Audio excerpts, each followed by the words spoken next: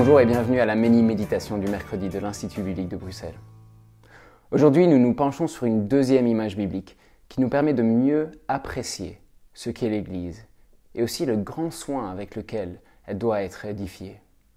Il s'agit de l'image de la construction et pas de n'importe quelle construction. Il s'agit de celle du temple de Dieu. Dans l'Ancien Testament, le temple était un endroit très sacré parce que le Dieu 3 fois saint y demeurait. Dans le Nouveau Testament, les choses ont changé.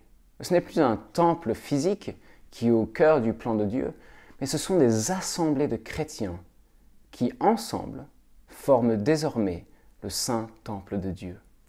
En effet, en 1 Corinthiens 3 au verset 16, Paul dit aux Corinthiens « Ne savez-vous pas que vous êtes le temple de Dieu et que l'Esprit de Dieu habite en vous ?»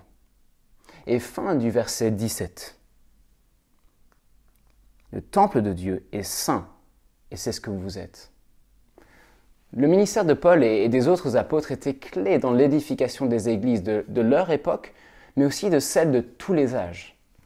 Comme ailleurs, au verset 10, toujours d'1 Corinthiens 3, nous lisons « Conformément à la grâce que Dieu m'a accordée, j'ai posé le fondement comme un sage architecte, et un autre construit dessus. »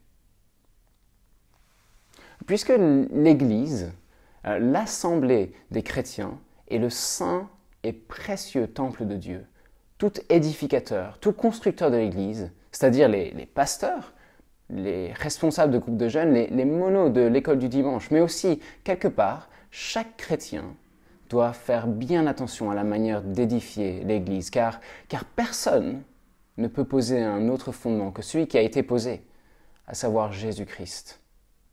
Ainsi, il nous faut édifier le saint temple de Dieu, les chrétiens, de sorte qu'ils tiennent ferme au jour du jugement.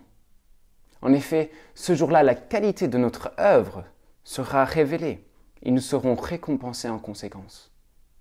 Du coup, si on emploie du bois ou du foin ou de la paille, comme par exemple du Jésus mélangé avec du développement personnel, alors notre œuvre brûlera en partie et notre récompense avec. Mais si nos paroles d'édification sont fidèles à l'Évangile, si elles pointent les regards et la foi vers le sang de Christ qui est bien plus précieux et bien moins corruptible que l'or et l'argent qui ne peuvent offrir le pardon des péchés, si elles contribuent à l'enracinement des chrétiens et à ce qu'ils soient bien fondés en Jésus, affermis dans la foi, alors l'Église tiendra ferme, notre œuvre d'édification subsistera et nous serons récompensés pour notre fidélité. Que Dieu nous donne donc bien d'édifier et bien prendre soin de son saint et précieux temple qu'est l'Église.